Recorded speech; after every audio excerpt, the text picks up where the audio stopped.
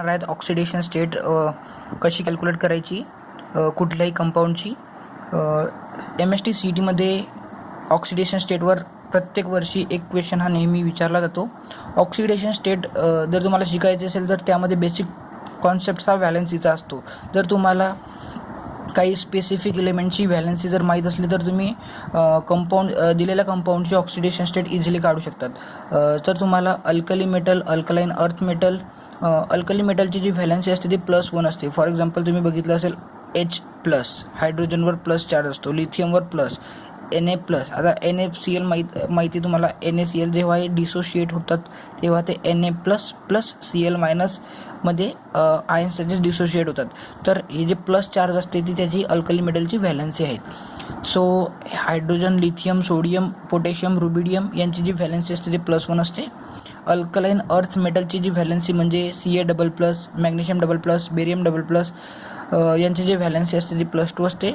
ऑक्सिजनची जी व्हॅलेन्सी आहे ते -2 असते. त्याच्यावर जे चार्ज असतो तो म्हणजे तो जेवढे इलेक्ट्रॉन घेतो त्याला तेच आपली काय असते व्हॅलेन्सी असते. त्यानंतर हॅलोजनची व्हॅलेन्सी आहे -1, कारण त्याच्या डोक्यावर जर तुम्ही जर बघाल तर त्याच्यावर निगेटिव्ह चार्ज असतो. ते काय असते त्याची व्हॅलेन्सी असते. सो ह्या एलिमेंटची जर तुम्हाला बेसिक व्हॅलेन्सी मीन्स माहीत असली तर तुम्ही इझिली ऑक्सिडेशन स्टेट कॅल्क्युलेट करू शकतात. आता आपण इथे एक एक्झाम्पल घेतलं आहे H2SO4 that is sulphuric acid. तर सल्फ्युरिक ॲसिडमध्ये आपल्याला सल्फरचे ऑक्सिडेशन स्टेट काय आहे हे काढायचे आहेत. तर बघा H2SO4. तर काय करायचं, आपल्याला हायड्रोजनची व्हॅलेन्सी माहीत आहे. बघा H+, अल्कली मेटलची व्हॅलेन्सी काय असते H+1. आता इथे हायड्रोजनचे किती इलिमेंट आहेत, इथे हायड्रोजनचे 2 इलिमेंट्स आहे म्हणून 2 × 1 त्याची व्हॅलेन्सी. S आपल्याला माहीत नाही म्हणून त्याला अज्युम करायचं X. आणि ऑक्सिजनची जर व्हॅलेन्सी बघायला गेले तर व्हॅलेन्सी त्याची आहे -2 म्हणून ऑक्सिजनचे 4 इलिमेंट आहे आणि त्याची व्हॅलेन्सी आहे 4 × -2.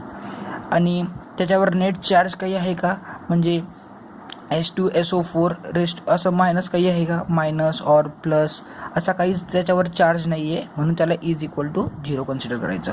सो तुमचं इक्वेशन काय बनणार, 2 + x - 8 = 0.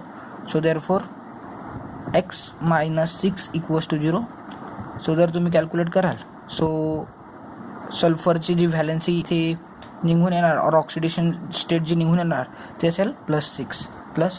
फॉर एक्झाम्पल आता दुसरं एक्झाम्पल आपण घेऊया K2Cr2O7. इथे आपल्याला ऑक्सिडेशन स्टेट कॅल्क्युलेट करायची आहे Cr2ची. सो त्याला x कन्सिडर करायचं. पोटॅशियमची व्हॅलेन्सी काय आहे 1 आहे. बघा हा अल्कली मेटलचा एलिमेंट आहे म्हणून 2 × 1. आता Cr2 म्हणजे Crचे 2 मॉलिक्यूल आहे म्हणून इथे आपल्याला 2 अज्युम करावं लागेल. त्यानंतर oxidation state of oxygen is -2 and 7 molecule आहे म्हणून -2. आता त्याच्यावर नेट चार्ज काही आहे का, नेट चार्ज त्याच्यावर 0 आहे म्हणून आपण त्याला 0 करणार. सो इथे आपण जर हे इक्वेशन सॉल्व केलं तर आपल्याला कसं मिळेल बघा, 2 + 2x - 14 = 0. So on calculating this equation, so 2x - 12 = 0 and therefore इथून तुम्हाला एक्सची व्हॅल्यू क्लिअरली मिळून जाणार K = 6. सो जर तुम्ही इथे बघाल तर क्रोमियनची oxidation state in potassium dichromate is +6. हा क्वेश्चन मागच्याच वर्षी CETला विचारलेला. त्यानंतर एक एक्झाम्पल असून घ्यायचं KMnO4. यामध्ये Mnची ऑक्सिडेशन स्टेट ही +7 असते. सो आपण चेक करूया की Mnची ऑक्सिडेशन स्टेट खरोखर +7 आहे का KMnO4मध्ये. सो आपण पोटॅशियमची जी व्हॅलेन्सी आहे ती 1 आहे. सो 1 Mnला आपण x कन्सिडर करूया. आणि त्याच्यानंतर ऑक्सिजनची जी ऑक्सिडेशन स्टेट असते ती काय असते -2 और valency is -2. So 4 × -2 and net charge on this compound is 0. So will be = 0. So we will write the equation here 1 + x - 8 = 0. So therefore बघा तुमचं एक्सची व्हॅल्यू 7 आली.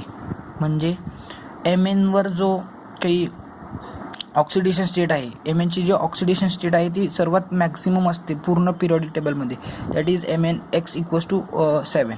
त्यानंतर आता आपण एक जर एलिमेंटवर कुठला चार्ज असला तर त्याच्याशी कसं टॅकल करायचं ते बघजे.